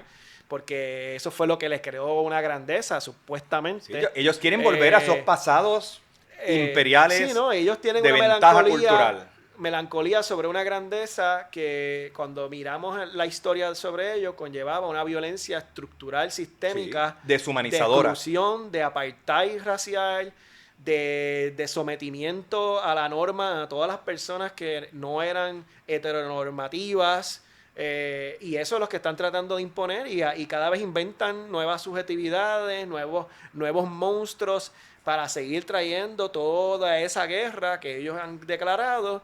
Y mientras tanto, yo al final del día pienso que como quiera siempre va a haber resistencias y que hay posibilidades de vida fuera de ello, pero hay que comprenderlo y mirarlo bien, sí, como algo patológico, y no es algo que va a totalizarse y no subsumirse, no rendirse, no aceptar la derrota y simplemente adaptarte, callarte, encerrarte, excluirte.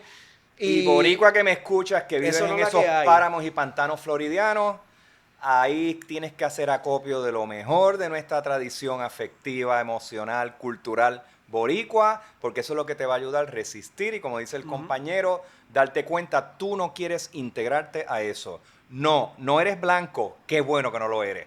No tienes que ser magaísta. O sea, tú tienes un caudal cultural, social, una infraestructura de hábitos y de afecto que te puede ayudar a sobrevivir. Y tú quieres que tus hijos aprendan un poco de eso. Tú no quieres que el sistema les haga sentir inferiores, que es lo que está pasando en Florida. A mí me da un poco ganas de reír. O sea, yo escucho a esta gente, o sea, estoy hablando de ese mundo magaísta floridiano en Texas, las estupideces que dicen, y entonces a mí es el que me da un sentido de superioridad, que yo digo, yo que soy el sujeto inferiorizado, colonizado, el que no vale nada, yo escucho a esta gente y yo digo, y esa gente es lo que, ese es el modelo de calidad. Es como ver a Kid Rock, tú sabes, allí con el Kennedy, tú sabes, con los cuerpos esos todos jodidos, ¿sabes? Y eso es el supremacismo blanco, que qué sé yo. Y cabrones, yo me veré blanquito, pero yo soy boricua, o sea, yo vengo de las mismas cepas de hibridizaciones de este país, o sea, que no se equivoquen. O sea, yo veo eso y yo digo, pero ¿cómo eso coño va a ser un referente de calidad? Bueno, y es interesante porque, pensando bien, el capitalismo está como 2 pasos adelante del reconocimiento sobre eso que tiene valor, y por eso es que vemos un Hallstein pasando con Benito ahí arriba, porque ellos saben que ahí hay una vida, una cultura, una posibilidad, algo que carecen en ese momento de total cierre, de infrahumanización interna, de ese imperialismo cerrado, de seco, gris, que ellos quieren volver a traer con toda esa diferenciación, exclusión, violencia deshumanizante. Y en esa ecología que describen hubo una vida. Claro, pero en esa el capital tuvo una... Es que pero si es que se dan cuenta, es lo que estábamos diciendo, Belalba. O sea, ellos roban porque saben que es valioso. Right. Entonces lo que es patético de Marco Rubio, eres un triste, Marquito. O sea, este es un pendejo tan racializado como todos nosotros, que se cree blanco, que escapó a la Cuba de Batista, ni siquiera a la Cuba, tú sabes, de la revolución y qué sé yo. No, él escapó, la gente, o sea, y la gente que luchó por tumbar a ese dictador son gente que en principio eran los aliados de su familia y de él, porque estaban todos en la misma causa. Y que ese tipo sea la gente ahora, el lacayo que está vendiendo lo peor de esa melancolía imperial patológica, como dice el compañero Belalba. O sea, eres un triste. Y boricua que me escucha, y ese es un adaptado. Si tú te identificas con... Sí, un asimilado. O sea, es que de verdad, tú eres mejor que eso. Pero ponte a mirar. Hasta con un Hanover un domingo por la mañana, tú eres mejor que ese pelota de mírate esta dualidad. En el mismo momento donde Marco Rubio estaba allá culipandeándole a los racistas, supremacistas blancos en Europa, estaba pasando toda esta contrariedad creolizante de una melancolía africana, de decir, yo utilizo mi cultura, mis propios ritmos. ¿Hablas de bebé? Y lo mezclo, ¿sabes? Y está pasando aquí Bad Bunny, a la misma pasando... Y mira lo que representa el asimilado subordinado en un Marco Rubio, y mira de lo que representa alguien que coge, a pesar de las condiciones coloniales, porque es que se olvida en todo el discurso y toda la discusión, Bad Bunny es en Latinoamérica, Bad Bunny es este gran artista, un gran... Sí, pero es un buen puertorriqueño colonizado, que aquí era su tierra y que dice aquí hay capacidad, aquí hay vida, aquí hay una construcción cultural que demuestra nuestra propia salida fuera del yugo colonial y fuera de las posibilidades esta cerrada, rancia de una familia meramente cerrada, heteropatriarcal, de podernos encontrarnos con la diferencia, de culipandear y bailar. Pues, Esto ahí en el frente del imperio cuestionando. Mientras este idiota estaba en Europa, mira el Bad Bunny aquí diciendo todo esto para que dejarlo claro. Esto fue Caribe, eso fue una resistencia que es la vida posible que se hace a pesar de esas condiciones. Pues. Esa melancolía de coger y de entender la historia nuestra, y lo vimos en ese retrato que creó, de esa historia que creó. Esa historia es una historia de reconocimiento de que hubo sufrimiento, de que hubo explotación, que hubo esclavitud, Sí. de que hubo, pero a la misma vez, a pesar gozo, de eso, alegría. Exactamente. Por eso es que lloramos en ese halftime, gente. Por eso que los boricuas lo vimos de una forma. y lo vieron muchas otra gente no personas, pudo. y lo ven Sí, muchas personas, Sí, sí.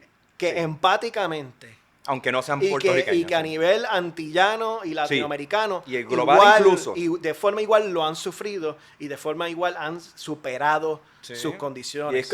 es una concatenación de melancolías globales, donde todo el que se ha sentido vejado, no incluido, reducido a la categoría del otro, en esa liberación no es nada más el espectáculo y la manipulación del espectáculo y de una producción impecable, no es eso. Hay unos contenidos, y ahí me molesta a los colegas que siguen trivializando esto como que es un producto, una mercancía, bla, bla, bla. Es una lectura... Pero o sea, eso es la mediocridad de centrarte sí. con ciertas ideas más nada. es una lectura única, o sea, Que unidimensional. que empezamos con esa... Con lo que pasa cuando simplemente te quedas con ciertas filosofías encerrado. Pues por eso es que hay que ser más criollo, hay que saber mezclar, hay que mantener la curiosidad de los gatos y meterte en aguas que no conoces y equivocarte, o sea, alejarte de la certeza, de lo conocido. Los boricuas tenemos eso, o sea, lo bonito es que aquí, el que más, el que menos, no tienes que ser un intelectual que entiendas esto desde una perspectiva epistemológica, no, desde los hábitos tenemos eso. Desde la infraestructura de afectos, nosotros tenemos esa capacidad de ver la mezcla y el valor de poner cosas incongruentes juntas. Entonces, eso, lo cómico es que los imperialistas melancólicos, patológicos, como tú les llamas, lo saben. Y hay, en el fondo, una envidia de ese gozo que nosotros tenemos. Sí. Cuando yo veo esas reacciones del mundo blanco magaísta contra Bebé, oye, lo que tú estás oyendo es la voz de un mordido y de una mordida. Y de los que se creen blancos y que quieren asumir eso también, porque lo vimos en varios latinoamericanistas cerrados que no querían vincularse con ese Caribe culipandero. Que no sabe hablar. Sí. Sí, con esos culos tan grandes, uy, no se han visto. Bueno, vamos a la última parte. La última parte es la industria de la melancolía. Esto es cuando el capitalismo, como siempre, está buscando la oportunidad para dar el tajo, o sea, reconociendo que la emoción melancólica es un estado contemporáneo en distintas variaciones y mezclas, lo reconoce como una mercancía, explotar esa melancolía, ya sea desde el concepto de la rehabilitación, o sea, que patologiza la melancolía y te quiere enderezar y volverte a una normalidad que ellos proponen, o desde las religiones, que también te quieren dar todo un relato de soluciones, de aspiración metafísica y demás. Y esto lo estamos viendo, es una industria, señores, es una industria. En la psicología, una de mis críticas más grandes, viendo yo el panorama de la psicología en Australia, pero eso ya llegó a Puerto Rico, es toda esta positividad tóxica, esta obsesión de identificar en el sujeto triste una patología que tiene que ser tratada, cuando no se habla de las razones estructurales de esa tristeza. Entonces tú dejas a ese paciente, para mí es un malpractice desde el punto de vista de la psicología. Y lo tiran, te dan la droga. Lo que hacen es aislarte más en un espacio de soledad. Entonces pues eso empezó, en un momento dado en Puerto Rico era una carga, una presión social. Yo me acuerdo en redes sociales hace 10 años, en mi línea, tú sabes, negativista, siempre había alguien que decía, es que tú eres un hater, que qué sé yo, y qué sé yo. Váyanse para la ñoña. O sea, esa positividad tóxica enema por ahí adentro, papito y mamita que me escucha. Sí, o sea, sí. Eso es tóxico. O sea, saber acompañar a una persona es aceptar su angustia. Es que eres envidioso. Esa es la otra. Eres envidioso. Toda esta gente son unos envidiosos. Pero entonces hay toda una industria para quitarte, para sacarte de eso, ¿verdad? Sí. Entonces, están desde la psicología neoliberal estamos viendo mucho de eso, que se aleja de cualquier análisis sistémico de las crisis o de las angustias, y estamos viendo también en la política el concepto cada vez más hegemónico del vibe. O sea, la política ahora no está viendo nada más comportamiento mapeable o patrones de comportamiento electoral que pueden... Ese ya no es el corazón de la discusión política. Ahora estamos hablando del vibe. Y no estoy criticando necesariamente que un aspecto inmaterial, intangible, afectivo en el comportamiento del elector sea parte de la discusión. Pero estamos viendo ahora cada vez más consultores, gurús, que te hablan, es casi como es que la atmósfera de tu mensaje no funciona. O sea, el mensaje es bueno, pero el contenido como que no, como que tienes que darle, tú tienes que cambiar el vibe. El vibe tuyo es como así como... es que como que no inspira. Muy hard, o sea, muy hard. No, y muy eso, spicy, muy spicy. y Miguel. tengo que decirlo, Tienes que o sea, meterle mayonesa. o tienes que ser más aspiracional así. O sea, y pues, o sea, nosotros somos la aberración del vibe. O sea, nosotros aquí, nosotros venimos siempre en el high encabronamiento sí, y vamos sí. y vamos más o menos, amoldando. nos damos terapia grupal aquí con ustedes también al otro lado, pero o sea, si nos coge un asesor de estos de imagen y de Exacto. comunicación, Ustedes no, están ellos tienen que bajarle 2 a esa negatividad. Ustedes como que Sí. el calor, que yo creo que es la bombilla esa que tiene encima Miguel. Que Eso, lo calienta que me da calor, demasiado. sí, la Ahorita calocha. que sea más hielito. Sí, necesito un abanico. Entonces, hay consultores de esta mierda. O sea, hay consultores de esta Sí, mierda. hay una industria de la tristeza, hay una industria de la incapacidad. Sí. Se han creado conceptos como resiliencia, ese concepto. Resiliencia. Yo me risible eso mismo. Yo me río y me burlo porque es que yo no quiero hacer del sufrimiento un gran logro humano y de la vulnerabilidad. Yo no quiero que vuelva a pasar un María. Y nosotros, a pesar de María, hemos hecho vida, y no solamente eso, hicimos una lucha en la calle por los muertos, y de hecho ese movimiento demuestra esa capacidad creativa, de a pesar de las historias y de las condiciones estructurales, de cómo hicimos del goce, de la fiesta, del disfrute, de todo lo que nos hace feliz, una protesta, una gran protesta al frente del poder, Belleza. y lo sacamos para la porra. Entonces, ese es un buen ejemplo de cómo hemos siempre buscado la manera, no solamente a nivel estético, cultural, pero también a nivel político, cómo hemos hecho de la música, del baile, de la bomba de la plena, esas instrumentalidades para mover los cuerpos en los espacios públicos, en los espacios de resistencia, y las posibilidades de crear, ¿verdad?, otras políticas de vida. Y a pesar de esa industria total, de mucha psicología para el beneficio casi estructural, ¿verdad? Porque lo que hacen es subsanar, ¿sabes? Tu vida, y después te tiran a la sociedad que te generó todos los dilemas, ¿sabes?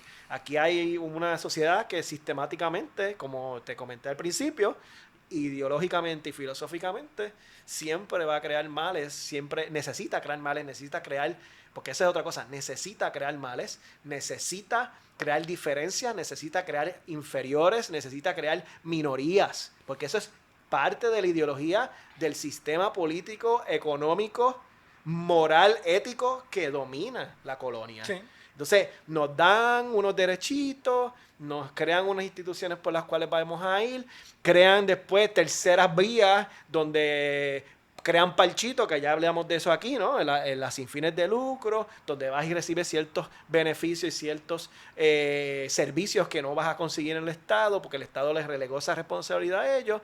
Y pues resuelvas aquí, no te preocupes, no te quejes. Y Luis, subordínate. Lo estético, que lo has mencionado antes, voy a traerlo en esta línea que acabas de presentar. O sea, pienso en que hay una obsesión por patologizar la existencia, que va desde nuestros cuerpos, que no somos suficientemente algo. Somos mucho de algo y poco de algo. Está patologizar también nuestro desempeño atlético o físico. Está la patologización de nuestra productividad. Es que tú no eres productivo. Es que las gráficas que miden tu desempeño, las métricas, no corresponden a tal cosa.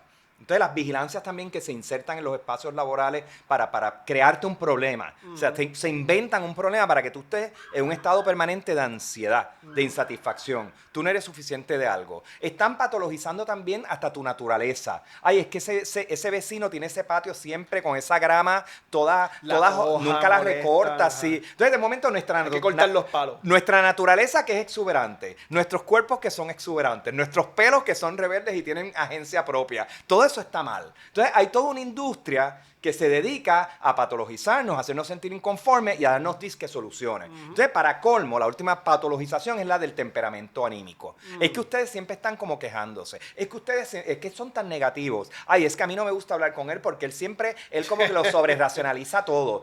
Váyanse todos, todas, todes, toditos y totitas al carajo viejo. O sea, y insto a quien me escucha, hagan lo mismo. Manden para el carajo esos mensajes. Quien se te acerque a ti con esa línea, sácalo de tu vida, papá. Que aprenda por su cuenta si tiene capacidad de aprender. Pero no te permitas ese nivel de toxicidad en tus espacios, ¿ok? Ni seas tú un ente reproductor de ese tipo de mensajes. Y en eso hay que aplicarnos todos el cuento, lo reconozco. Sí, ¿no? Y ahí todo eso hay una industria total. Y es una industria, hacerte sentir mal y darte la curita, como dijimos en el programa anterior. Entonces, pues, la religión, lamentablemente, o sea, contribuye ahora mismo, sobre todo los evangelios de prosperidad, a crear ese sentido de insatisfacción sobre tu condición material. O sobre tu condición espiritual, resaltando comportamientos que son perfectamente naturales en la condición humana, haciendo que te sientas mal sobre ellos, utilizando la culpa como un elemento de manipulación. Y en eso el cristianismo, no el bíblico de los evangelios, que le importa, o sea, la única culpa que le importaba a Cristo de esos evangelios es la de los cabrones incautadores extractivistas, que les importaba más el dinero que la solidaridad y la generosidad. Y es contra los ricos que Jesucristo se pone bien nasty. Los marcados, o sea, ahí. Pero de eso no hablamos, de eso el cristianismo no quiere hablar de eso. No, y ahora han girado todo, ¿no? Ahora Dios me bendice desde la prosperidad material. Es el billete, Dios es casi el capital, Dios es el capitalismo, es el modelo que han propuesto y han creado una gran industria. Lo vemos en las mega church. Aquí hay una serie de pastores y pastoras que se vinculan con el colonialismo, con los colonialistas, que tienen acceso de poder ahora. Y que son magaístas. Y que predican y que ahora hasta legislan sobre los cuerpos y las vidas y la existencia en este lugar. ¿Sabes? Y eso conlleva hay una necesidad de una confrontación teológica política también, ¿no? Porque no, ¿sabes? Las personas cristianas tienen una responsabilidad de asumir un rol, de cuestionar estos cristianismos patológicos que promueven que solamente el ser un buen hijo de Dios es tener capital y ser un individualista cerrado, y de que lo tuyo y las tuyas son los únicos que te benefician, y para colmo se vinculan con las estructuras coloniales y que la colonia pertenece, porque aquí vamos a ver claro, y yo lo he llegado a escuchar, ser anticolonial, no antindependentista, ser anticolonial se ha vinculado con ser demonio, con ser comunista, con ser, ¿sabe? Hay una serie de entramados subjetivos que ellos han vendido y que lo lograron y que lo hicieron, lo movieron en sus iglesias el día antes de las elecciones, un domingo, y dijeron, vayan a votar por la trompista esta, porque viene aquí la maldad de del socialismo y de esas lógicas comunitaristas y con esas cosas de que no podemos ser ricos y que los ricos tienen que pagar y que tiene que haber más distribución, esas cosas del diablo. Y esas ideologías vienen de Estados Unidos y se han encarnado en esta isla lleno de personas que están buscando dónde escapar, que están buscando de dónde crear esa posibilidad de vida. Y el llamado es a la reflexión crítica y empezar a mirarnos propiamente y esas cosas que escapan, esos mundos. Y yo creo que a nivel artístico, a nivel cultural, hay una serie de mapas, pero también a nivel de lo comunitario, a nivel de las comunidades que están peleando por los espacios de disfrutes colectivos, como las costas, que ya los hemos mencionado aquí, los espacios de vida alternos a este mundo que nos conllevan a pensar un Caribe, que nos conlleva a pensarnos antillanos. Esas personas que están haciendo esos trabajos están ahí. Pero si no están, no existen en tu comunidad, es también un llamado a crearla, un llamado a velar por el otro, a empezar a mirar colectivamente una alternativa desde el punto de vista calibán y caribeño, ¿no? como nos está diciendo en el libro ¿no? de Melancolía Africana, de que siempre hemos creado, hemos hecho música, hemos hecho arte, hemos hecho vida a pesar de que nos han condenado y a pesar de que siempre nos han dicho que somos inferiores.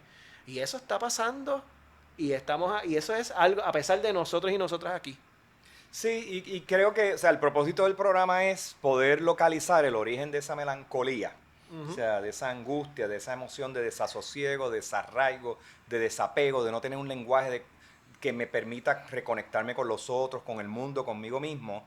O sea, para nosotros es importante que en esta conversación poderte dar claves para entender ese origen, que no lo veas como un problema tuyo anímico, que lo veas como un problema estructural y, bien importante, que el residual de esa melancolía no sea una violencia que apliques contra los otros o contra ti mismo. Y una de las cosas que uno está sintiendo en la convivencia en Puerto Rico es una ansiedad que cada vez se desborda más en actos violentos. O sea, a mí no me gusta el discurso, es que los pobres son violentos, es que el narcotráfico y demás, sí, eso está, pero hay una violencia que en Puerto Rico se está produciendo de las personas con ellos mismos, conducta autodestructiva, o de las personas en el hogar, conducta machista, agresión a mujeres, a niños, a ancianos, a vecinos. Que lo estamos viendo. Eso tiene un origen sistémico, estructural, en este vacío, en esta melancolía de que nos están diciendo que somos menos y en habernos quitado unas herramientas para empezar a ver al mundo, a nosotros mismos y a los demás, dentro de un lenguaje que valora la belleza, porque esto es un tema de belleza. Yo señores. tengo un ejemplo que te comenté antes de comenzar el programa, que creo que creo que ejemplifica lo que sería esa melancolía que estamos hablando, contraria a la melancolía que se impone desde la tristeza o desde el individualismo, ¿no? Hay que pensar este escenario pensando en los espacios de transformación y de cambio. Cuando a alguien le pasa una catástrofe, ¿verdad? Que sería como pierdes tu casa y se destruye tu casa y tu hogar. Entonces ya esa pérdida de esa casa, eso que tú tuviste, esas memorias que estuviste ahí, si te quedas ahí encerrado en eso, es esa melancolía que realmente pues, te cierra, ¿no? En esa pérdida, en esa tristeza sobre algo que ya no va a estar y que pasó. Entonces la melancolía que estamos invitando es esta melancolía que es creativa, que piensa más allá, con lo poco que hay, con lo poco que tenemos al frente, hacer algo. Y entonces la melancolía africana, melancolía caribeña, nos invita a que si pasó esta catástrofe que constantemente nos está pasando, llevamos ya una década, cogerle esas pinceladas y esa vida que queda, esas fotos, esos ladrillos que sirven y construir nuestras propias casas. Esa es sí, hubo una casa ahí, pero yo aprendí que esta casa se cayó, se rompió, se destruyó, porque era débil en estas estructuras, porque había unas fallas en estos lugares. Y eso significa un reaprender en el proceso de aquello que cayó y se destruyó, un mirar, un observar aquello que ya no es, y no cerrarte en una melancolía de la falta, sino una melancolía de la posibilidad de organizar otra cosa con otras personas, porque en esa construcción de esa casa, con las cosas que quedaron en el piso, con las faltas que hay, las tienes que construir con otra gente. Solo no puedes. No es algo individual, es algo colectivo. Y ese yo creo que es el llamado. Implica también otra conciencia del tiempo, de la temporalidad. No es el pasado irrecuperable que me angustia el presente, sino es los pedazos que puedo revalorar en una reconfiguración futura. Eso es bricolaje, el concepto clásico. Y solo no podemos. Y en Puerto Rico lo hacemos. O sea, la idea del sancocho es eso. Sí. Con las sobras. Lo que quedó. Con los huesitos, con las carnes estas duras que tienes que meterle un montón de vinagres o meterle una olla de presión para poder hacerle eso una buena comida. Fíjate, y en Australia viví el hot pot, la tradición asiática de una sopa donde tú vas echando pedazos de distintas cosas y se cocina comunalmente y se ingiere comunalmente también. Tiene unos protocolos de higiene y demás, pero es un acto comunal que a mí me recuerda. Es como es un sancocho colectivizado.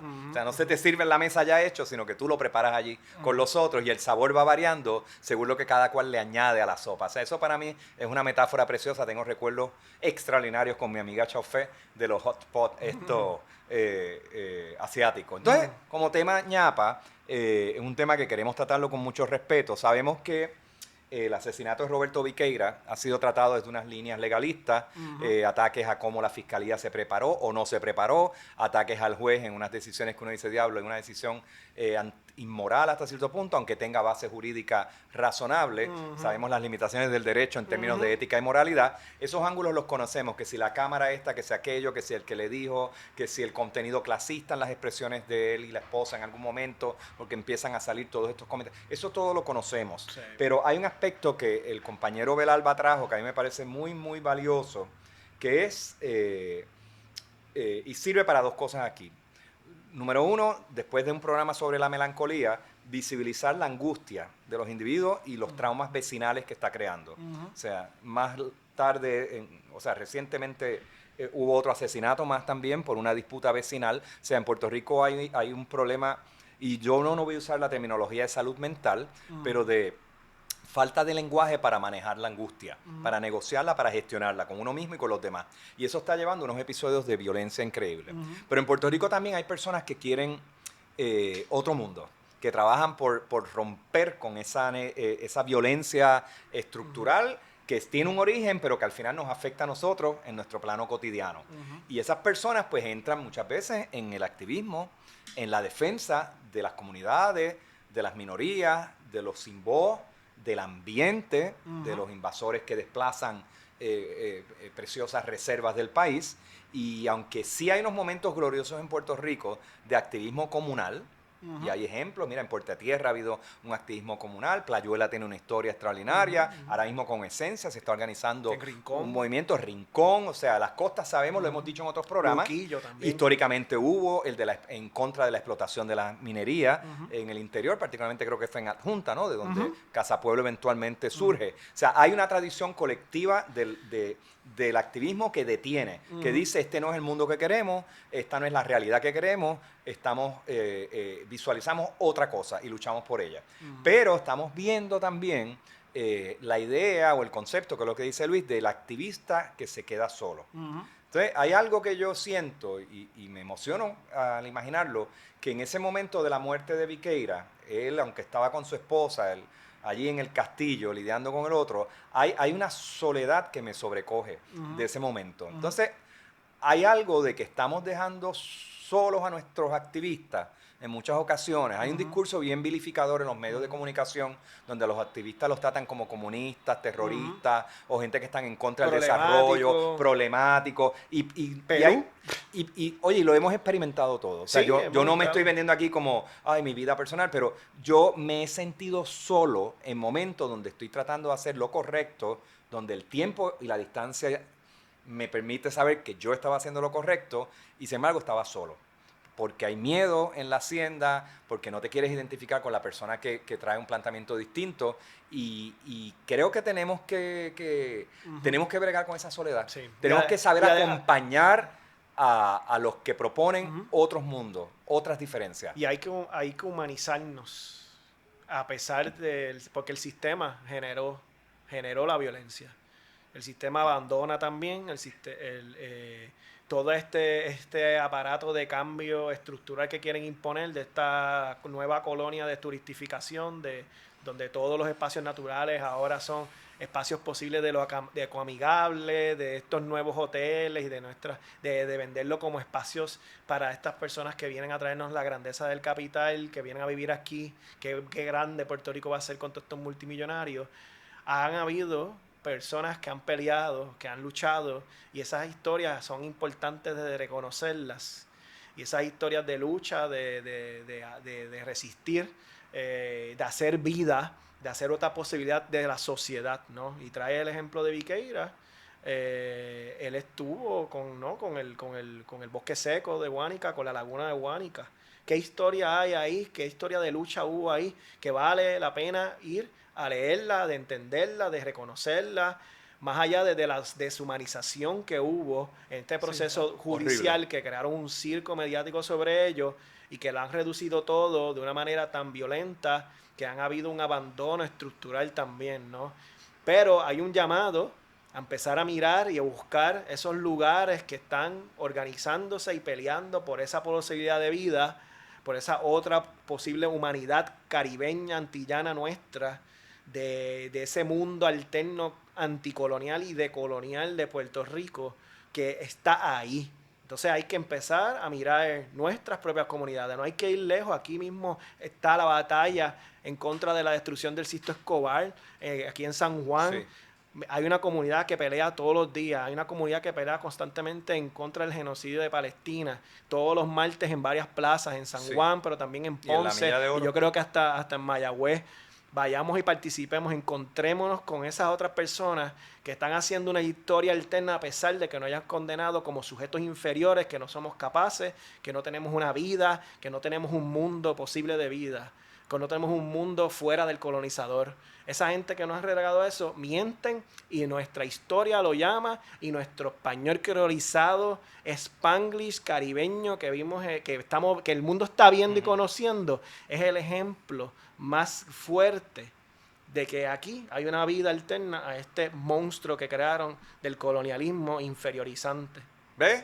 Al final le dijimos que íbamos a terminar en una nota de alegría, porque no, la melancolía no lo queremos ver como un movimiento, como una emoción desmovilizadora, al contrario. Y les voy a compartir ese libro, tremendo libro. Es Va, chiquito y vale la pena. chéquensela Sí. en el chat. En el área de los posts.